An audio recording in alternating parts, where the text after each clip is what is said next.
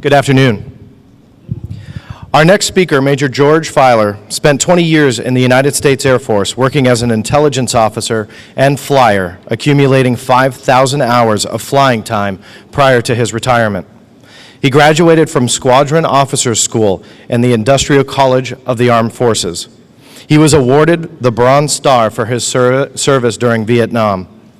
During his career, he chased UFOs and became an expert in unidentified flying objects with special intelligence and above top secret clearances. Let me welcome to the stage Major George Filer.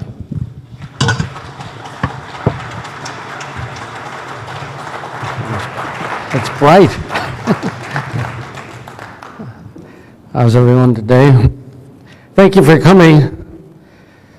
I find that this group of people is probably more curious than others and more intelligent. Would you agree with that? And forward thinking, that I think we all realize that something's going on in the world and that we want to find out about it. Hopefully I'm here to help you learn something about that. Are the aliens friends or foes? Well, that's a tough question. I think, I believe that they're probably a little bit of both. Just like us, some humans are our friends and some are our foes. There's millions of planets out there, maybe even billions of planets, and there's quite likely other civilizations. And it's quite likely those civilizations have visited us and will continue to visit us. There's a number of theories how we came to be here. One is, of course, that in the beginning God created the heavens and the earth, and most religious people believe in that kind of a concept. Part of that, the Bible says that let us make man in our image. That's Genesis 1:26. It's kind of interesting that he says, let us make man in our image. That would indicate to me at least that there's other people involved, perhaps other civilizations. The Smithsonian Institute and most of science today says that humans are not only related to apes, but we are apes. I don't know if that's true or not. They feel that way because we share some 98% of our DNA with chimpanzees, which is our closest relative. So this may be your great-great-grandfather. The scientists say that we were designed or came to be in the primordial soup, that one little cell was formed, that life started in this primordial soup, possibly because of a lightning strike into the chemicals that started life. This is, of course, people's best ideas. And we have evolution that the scientists came up with. We started out with this one cell and gradually grew up, so to speak, to multiple cells and to tadpoles. Some people look like tadpoles. And any case, gradually grew into ape-like beings and then into humans. However, people are not real aware of the fact that we are very complicated, more complicated than almost anybody realizes. There's 22, just in our one chromosome, there's 220 million base pairs long. Essentially, we are billions of cells and very complicated, and that it doesn't seem like that could have happened by accident through evolution. The human genome contains some 3 billion base pairs. And it's interesting that the DNA in chimpanzees and apes is different from our own.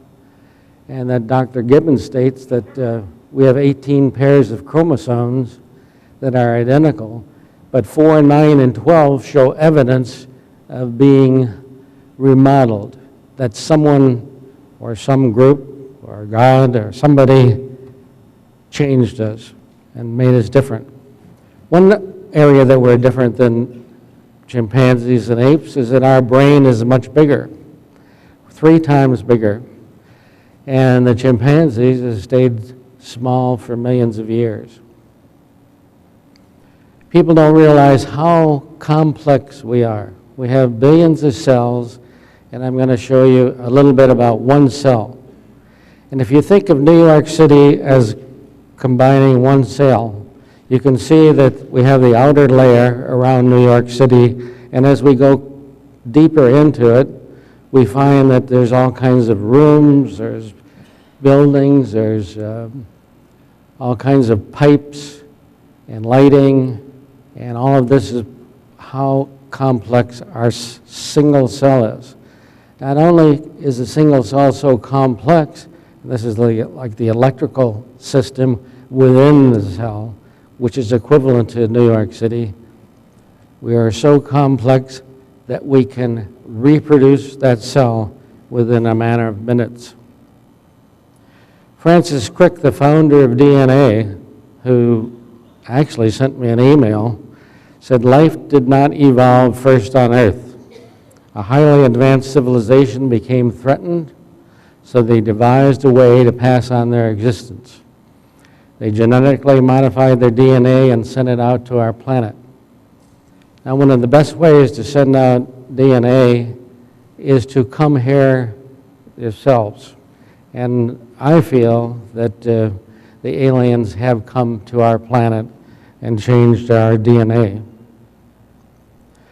If we look back about 10,000 years ago, we have cavemen who were gatherers and hunters, and very bluntly, they weren't very sophisticated. But I think they saw UFOs overhead, something like this, and they painted them on their walls in their various cave art, particularly in France and Spain, but in other countries as well. Here's another one from Altamira, Spain. One that's a little lower. You can see that. And one from Le Camp Cave in France, the Hall of Bulls, way up here. I don't know if you can see it in the upper left-hand corner there. There's a small disc above the bulls. Now the caveman looked kind of like this. It was rather dark, had primitive tools. Some 10,000 years ago, here were the tools of the cavemen. They had spears and arrows, basically made out of stone implements, and scrapers, that kind of thing. Now, Lee Berger is a director of paleoanthropology in South Africa, and he has some interesting ideas. He says that most of the Homo sapiens, or humans, the first humans, their bones are found in gold mines in South Africa. That the early humans may in fact have been gold miners or been used to conduct the gold mining. They also had apparently ancient temples and mines and even astronomical observatories. He says something interesting, that the gorillas, the 2 types of chips, and orangutans lived some 5 million years ago, but evidence for humans is only about 60,000 years ago. And this table here, which is not very large, is about all the evidence that we really have that goes back before 60,000 years ago.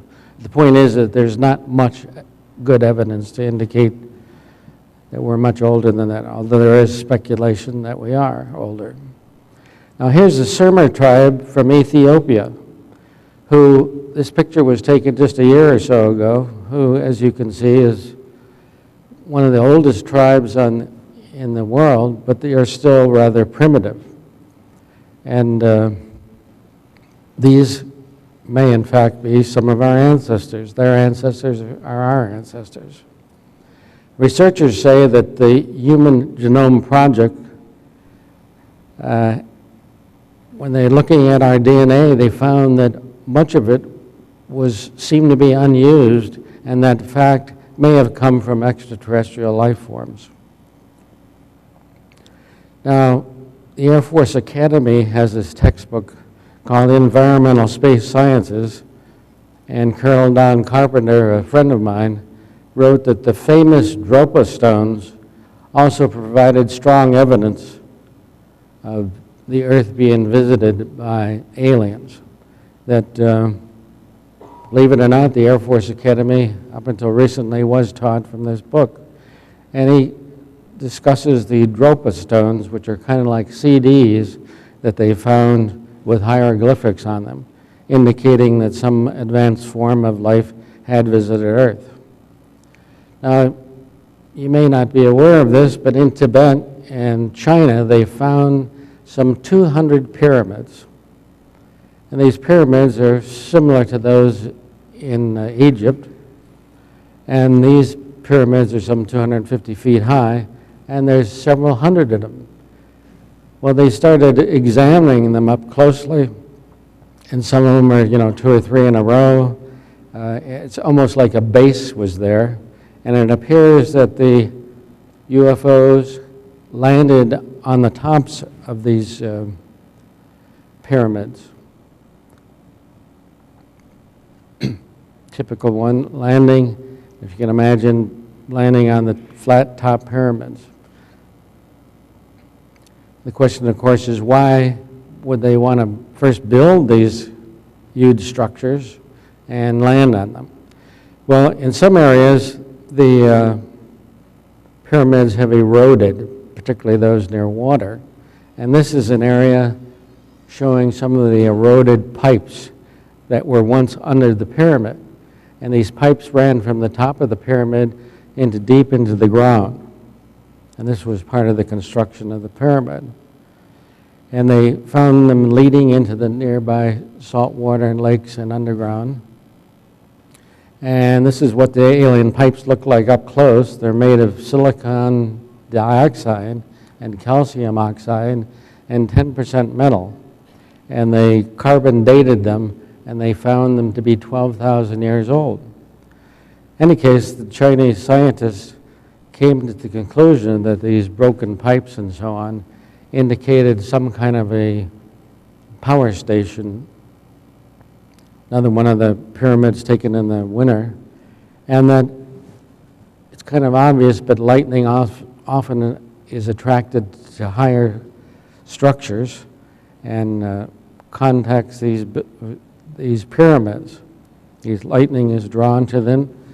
And we discovered that Nikola Tesla had built a similar object, 250 feet high, which is approximately the height of these pyramids, and he built shafts down into the ground, 450 feet, and these shafts collected electrical energy. And that with this tower, he could light, without wires, lights 26 miles away. So there's an indication that these pyramids have a real capability for carrying electrical and electromagnetic energy that is transferred to the UFOs. Now, you say, well, that's kind of silly. But we find something rather interesting. Here on your left is the Chinese pyramid, and the one on the right is a United States Air Force pyramid built at Area 51. And apparently they are doing some experiments with these pyramids, maybe putting some of their UFOs on there and collecting the electrical energy. Another thing is that this we find these similar pyramids are on Mars and on other planets as well. So it appears that the aliens use this. Now we go back to our scripture, and it says, chapter 6 of the Genesis of the Bible, it says the aliens were on the earth in those days and also afterwards, and the children of the gods saw the daughters of Adam were fair and took them as wives, whichever they pleased. We have ancient Chinese drawings depicting flying aliens, and after some study, they determined that the aliens who visited China and built these pyramids were the blonde, blue-eyed aliens. And this shows a Google shot from the air, but there's 10 pyramids shown on this particular shot.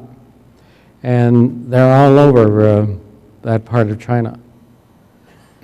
Danish researchers have concluded that all blue-eyed people share a common ancestor, and that the SLC24A5 gene is associated with light skin, but that was only found to exist some 6,000 to 10,000 years ago. In other words, if you have light skin or blue eyes or blonde hair, you've only been on Earth a very short time. Now, the scientists say that skin color is correlated to where you live on the Earth. If you live in Africa, your skin is going to be dark. If you live in Sweden, your hair and skin is going to be light. But people who once lived in Africa have moved, and they're still dark, and people who live in Alaska and so on are still dark. Here shows one of the areas, pretty much most of Northern Europe, where blue eyes are prominent. Less so with the little darker areas. Also with the blonde hair. The blonde hair is in Norway and Sweden, Germany, Poland, Lithuania, and so on. Someone in England. It's interesting that the Eskimos, even though they're real far north, still have dark skin. Now, one of the things they've been digging up in China is blonde, blue-eyed mummies, so to speak. People that, I don't know if seeing a dead person bothers anybody, but they're finding these bodies of blonde hair and red-haired people that lived thousands of years ago. And many of them are quite tall, which is, of course, comparatively speaking, not what the normal Chinese looks like. Here's pretty much a group of skin colors from blondes on the left to dark on the right. The point being is there's a complete difference group. And we suggest that mating with alien blondes caused people who had dark skin to make their skin much lighter, and gradually more and more became lighter. Typical blue-eyed blonde. And the question is, are you related to this blonde, blue-eyed alien or to this chimpanzee? How many here are related to the chimpanzee? Well, I like him better, so. I think you just have to think about it as kind of what's most likely. In any case, there's the pyramids in China, but if we go south into India and Pakistan, we also find that there's something like pyramids there. Cambay is kind of interesting because it's now an underwater city.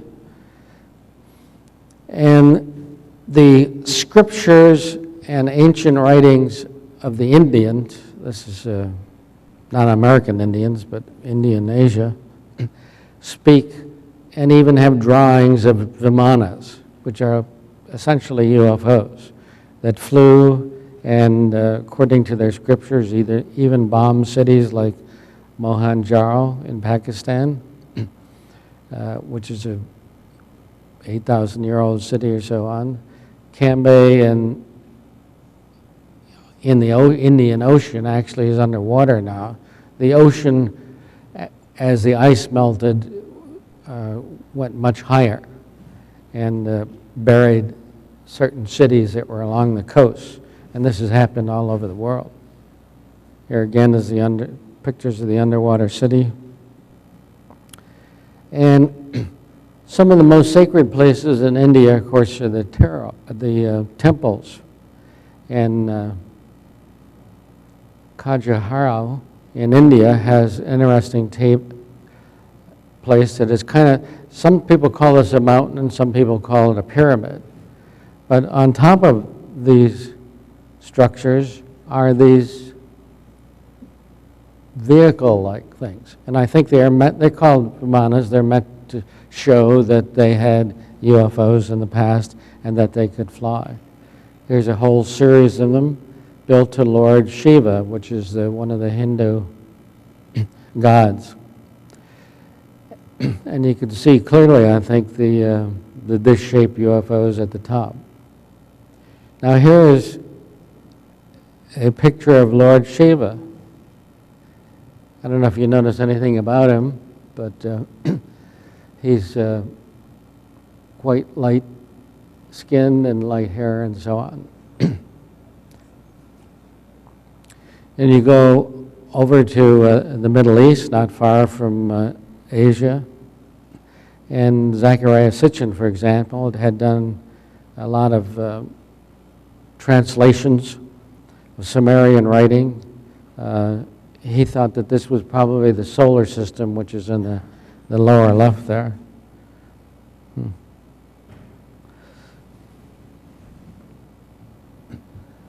And they have these thousands of years old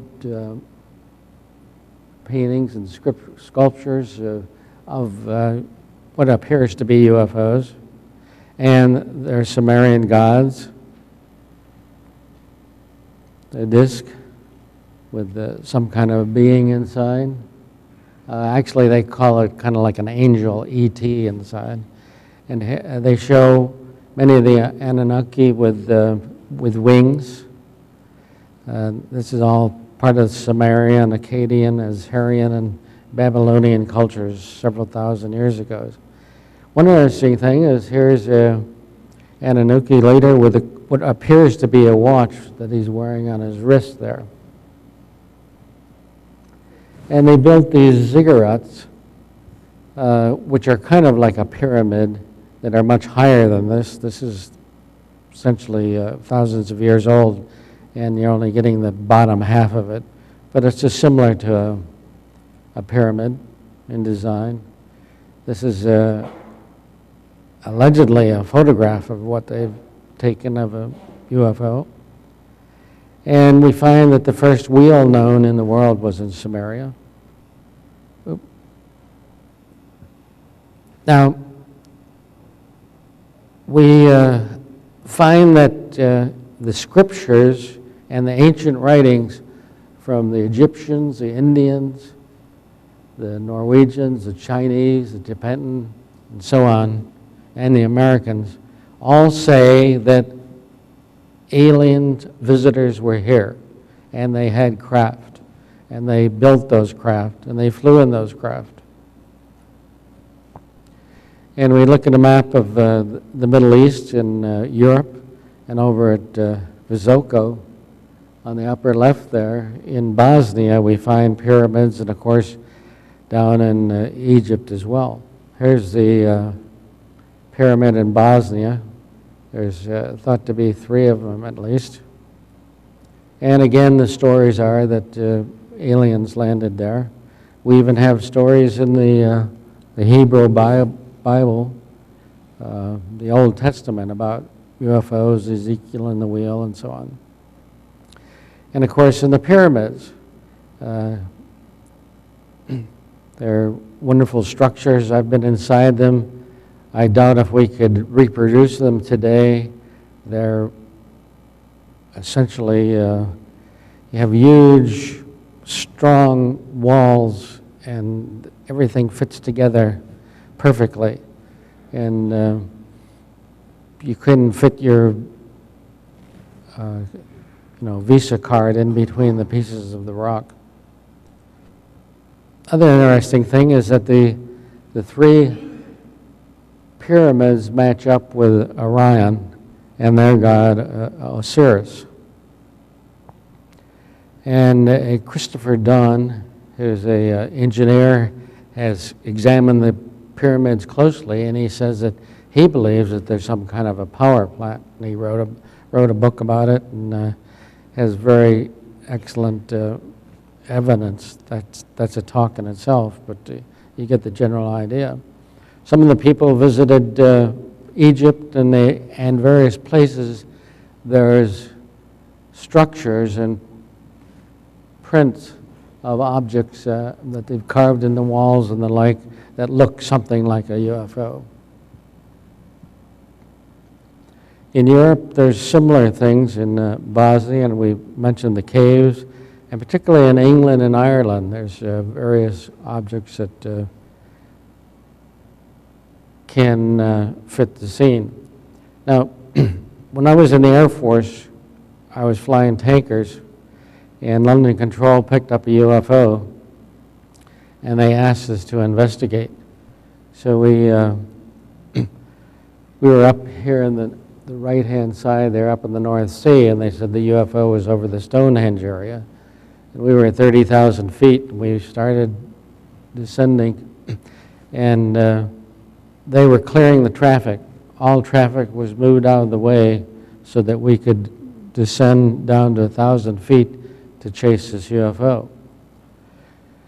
And we turned on the aircraft radar. Well, it's actually already on. We just raised the level a little bit so we could pick up the alien UFO, and it was this huge return. And it was very similar to the Firth of Forth Bridge in Scotland, which I'm showing you here, which is about a mile long. And in other words, the radar return that we had was almost the same as this bridge, which shows that it was probably a metal structure and obviously quite large. It was at night, but this is what we think we saw at night, but it had a lot of lights on it. And when we get over the Stonehenge area, the UFO flew up into space. And we were doing about 400 miles an hour, and it was doing about 50 times that fast. And it's this huge object going into space. Now, shortly after that, we were invited to a dining in, and Prince Philip asked if he could essentially eat with us and talk with us. And we sat around having cigars and some kind of dessert. And we told our stories about seeing UFOs. There were several other crews besides ours. There's about 11 people there. And he was very friendly and so on, and was very interested. And he indicated that he tried to keep up with the UFO field as much as possible, and whenever Cruz has seen anything, he tried to meet with him, or his aide would. And I asked him why he believed in UFOs, and he said that his uncle, Earl Mountbatten, had seen them up close, and that basically he believed his uncle who raised him. He didn't admit to have seeing any. This is Stonehenge, but if you look at it, it also looks like a disc. And at one time, he's had wooden planks and so on around them, and they were very much in a disc shape. Again, near Stonehenge in this area, there's often UFOs seen, and of course, the whole system about crop circles. And many crop circles are formed just in a very short time we think they have something to do with the aliens. One of the typical craft, actually this picture was given to me by a naval officer. But here's Silbury Hill, which is very close to Stonehenge, where you could land a UFO on. And something not generally known is that when we chased this UFO, it was probably a mothership.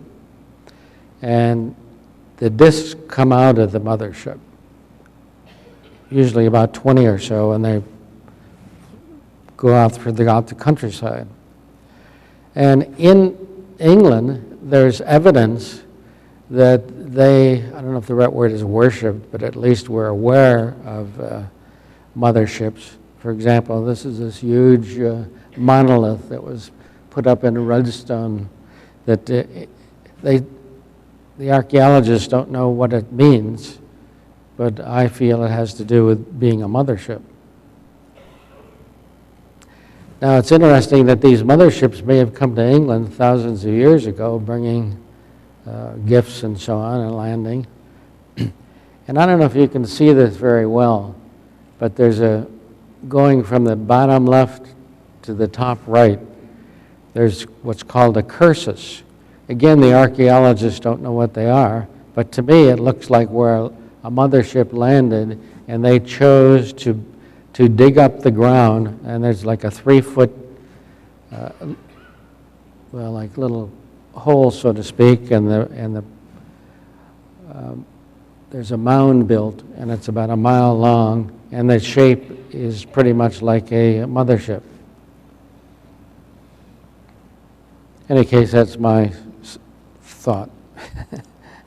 And it kind of reminds me of the cargo cult back during the World War II.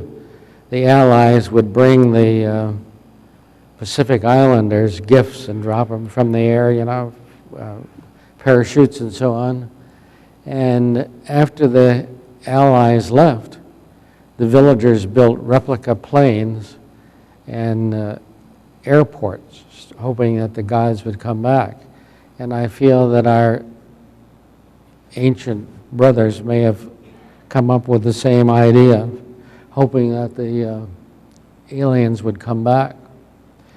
Now, when you go over to Ireland, I don't know how many happen to be Irish, but Tuatha De Danann are the, you might say, the ancient Irish, and they are alleged to have come to Ireland in flying ships.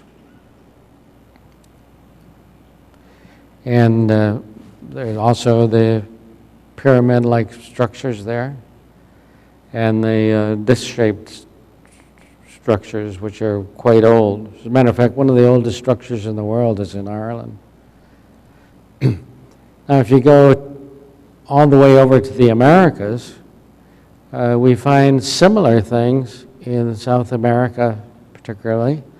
One of the ancient cities there is Carroll. And if you go over Peru with a satellite, you look down, you can see these Nazca lines. I don't know if you've heard of those, but there's lines in the ground made in ancient times. And these lines point, this main line here points to Carroll. And this gives you an idea of what it looks like today. It has a interesting disc-shaped structure, a couple pyramids, another disc-shaped structure.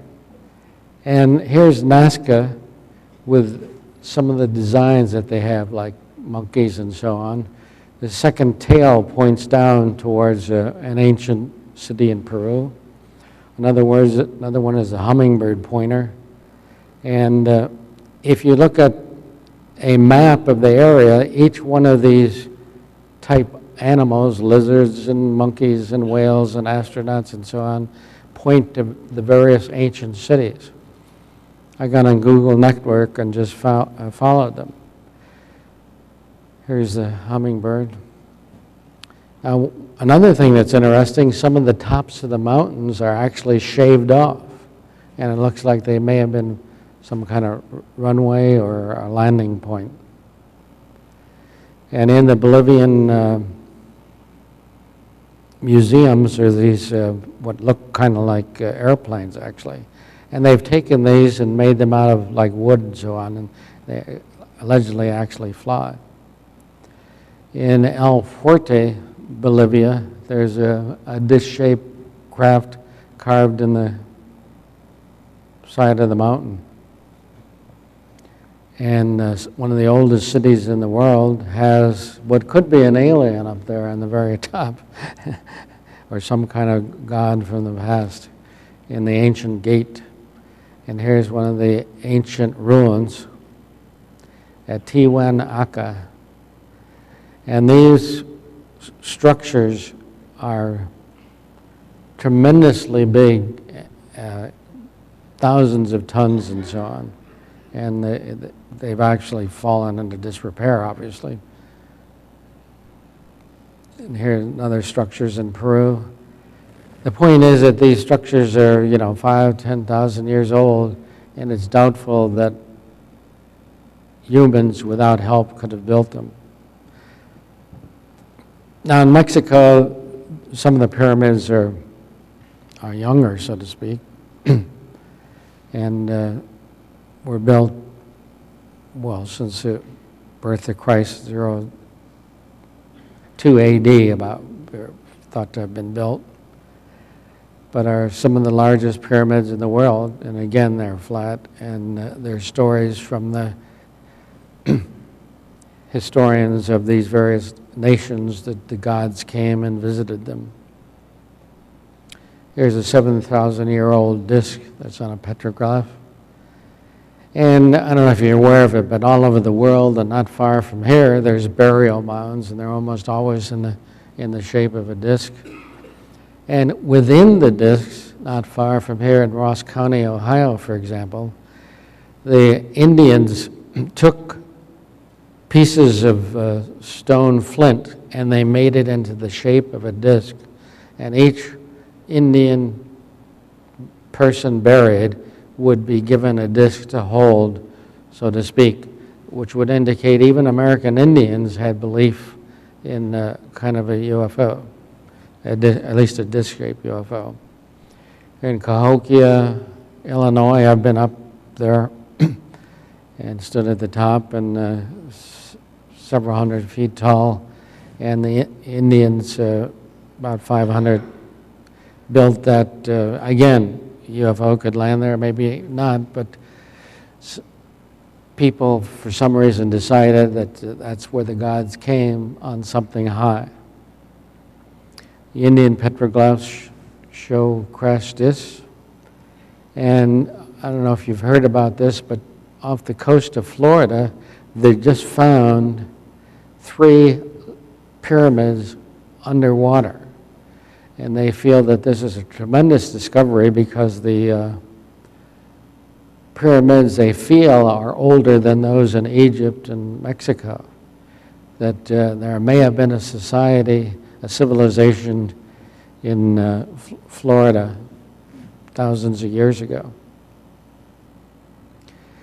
Now, I've talked to a number of astronauts. They've seen the UFOs in space. Some of the cosmonauts, the Soviet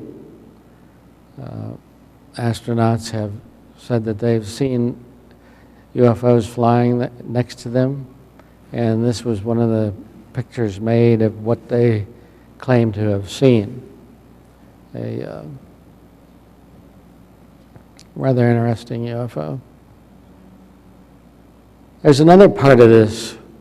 We're being upgraded. The human brain has increased in size, about the size of a tennis ball, in the last 100 years.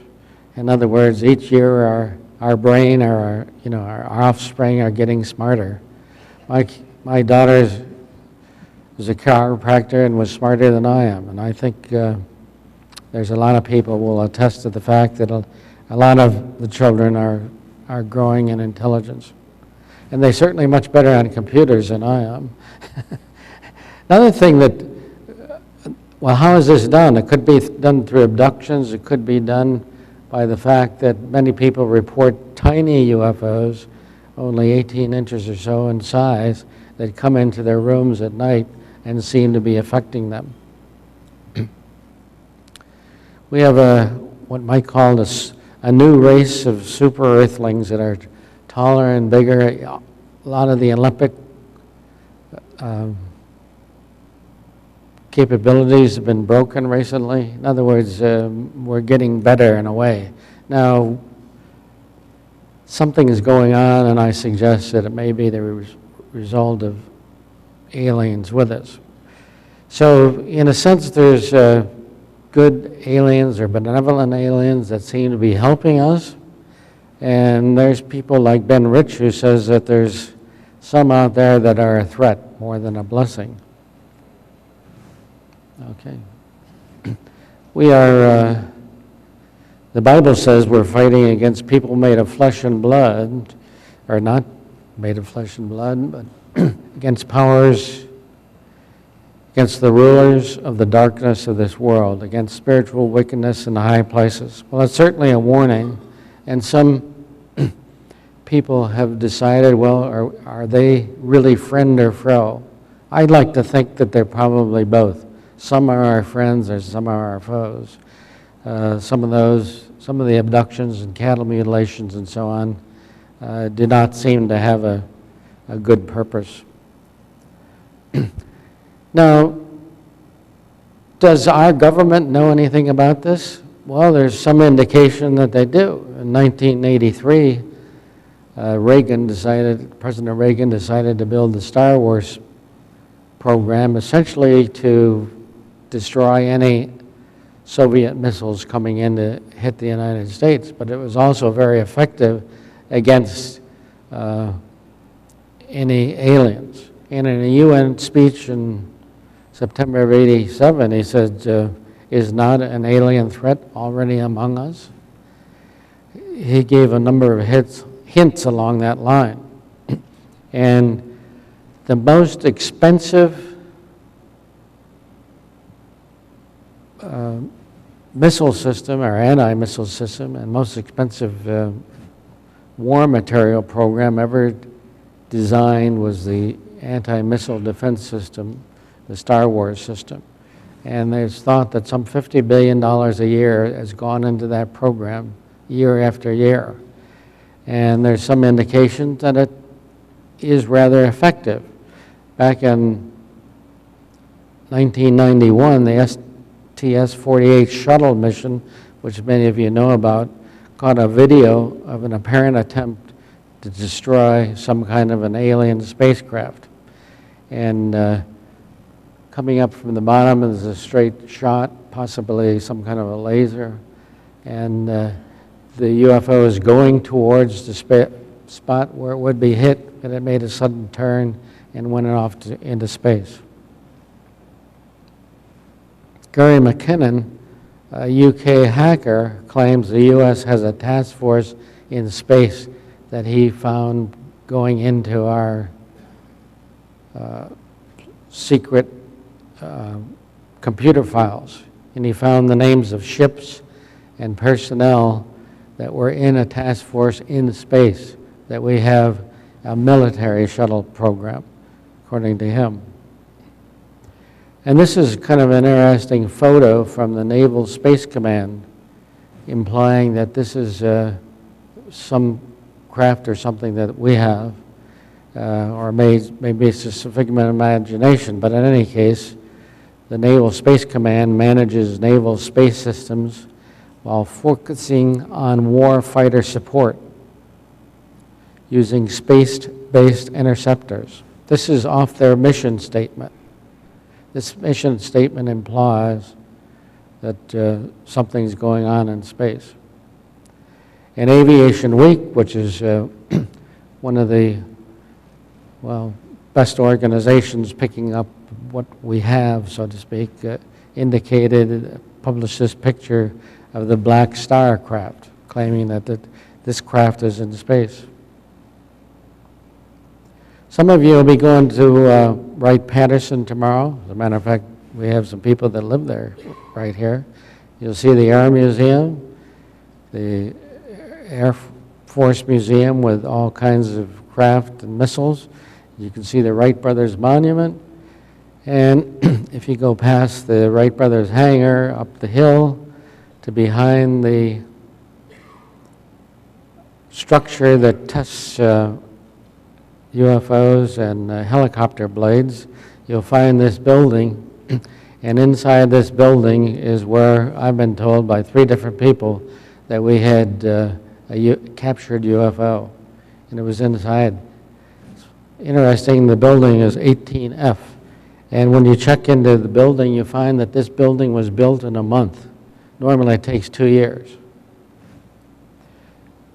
A friend claimed that he was invited to go in the building in the middle of the night, and I went in there during the day and there's nothing there, but he claims this is what he saw. This picture is out of the movie Hangar 18. If you have an opportunity, try to get that movie, because apparently it was made with Air Force help, and some people, at least in the Air Force, wanted to get the information out about UFOs. And also there were aliens. Any case, apparently they were moved from that building and put into this area behind this laser-guided craft. This actually has lasers on it, and up on the runway there that goes up the hill. Tell you a little bit about my personal experiences as a boy. I lived in Marywood, Illinois, and lived on this apartment building in the top floor, and I spent most of my time looking out that big window in the center there. And there I am, a little bit younger. And I would see what looked like birds or molecules or insects or something forming in these huge areas like this. And I would know that that means that a UFO is going to land in the park there. The park was in the upper portion there, and those houses weren't there at the time. The houses have been built there since. But in any case, some of the park is still there. And I would see these UFOs, disc-shaped craft, land. They're about 25 feet in diameter, and I would get permission from my mother to go over and see the UFOs. I just thought it was a normal type thing. The pilot, so to speak, was all dressed in black, kind of like a leather, and wore a hat. And the first time when John Fitzgerald and I went over there, he invited us in, and we looked in the inside of the UFO, and it was all like a stainless steel kitchen that you see today. Didn't look like much, actually. And it wasn't a very large area to look at.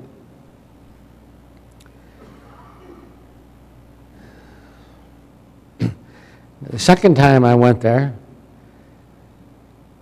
there was this beautiful blonde who was there, and she was kind of like my instructor. And she would instruct me on various things about the earth, and she was very concerned about the earth and the environment and so on. Now, that's not actually the alien. That's my wife. What happened is, like 12 years later, I saw my wife and I thought she looked like the alien, and immediately became attracted to her, because to me that's what the most beautiful ladies look like. Any case, she would take me on trips, and we would go to almost always high areas and look down, and she'd say, "See how beautiful the earth is?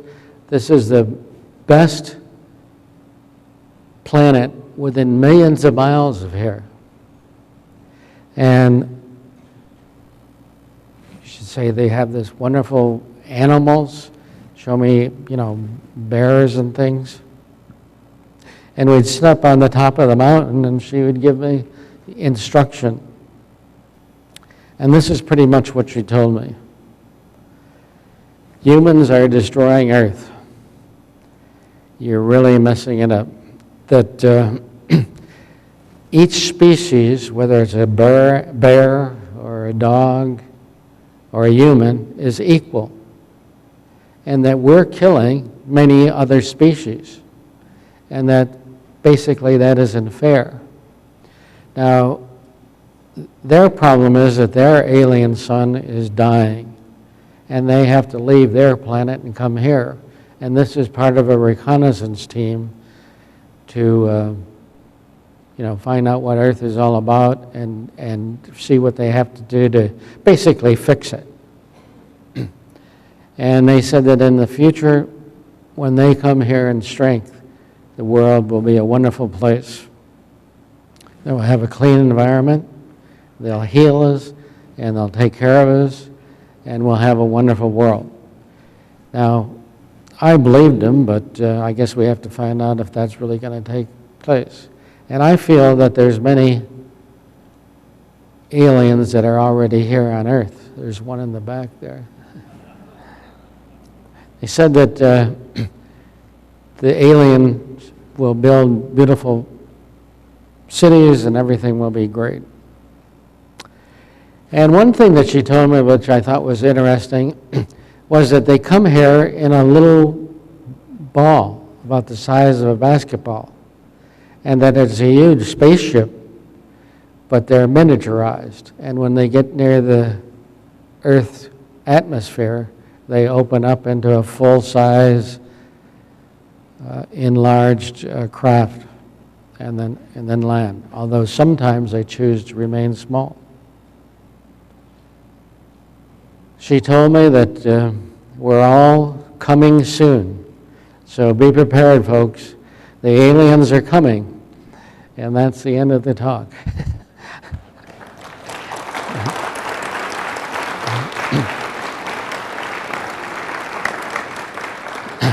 This, by the way, is a lady who claims to be an alien. She lives in Sweden, speaks 6 languages, and she sent me this picture. And it says she wants to come to the United States and become a doctor. But that she had lived on another planet before she came here. Now, I don't know if that's true or not, but that's what she claims. I don't know if you have any questions. I'm happy to take questions. Okay.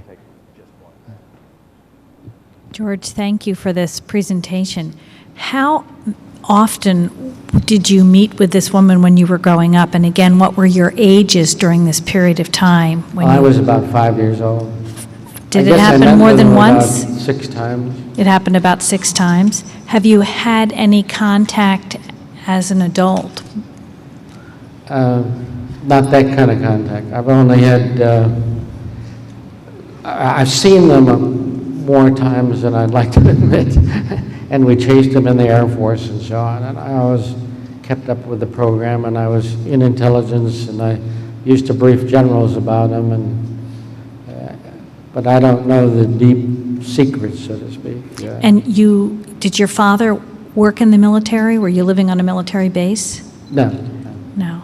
This was just in a regular time. Were the crafts? I found about 5 other people who had similar experiences and had almost the same message given to them, that we're messing up the earth. And a lot of abductees have a similar message. One more just question. Were the crafts that you saw or actually went in when you were a child similar to anything you saw as an adult in the military? Well, I saw what, I thought was a beautiful lady and a nice man to me. Now they're trying to convince, they did tell me that I had a mission, and the mission was to tell others that they're here and coming here, which I just did. Okay, just say thank you.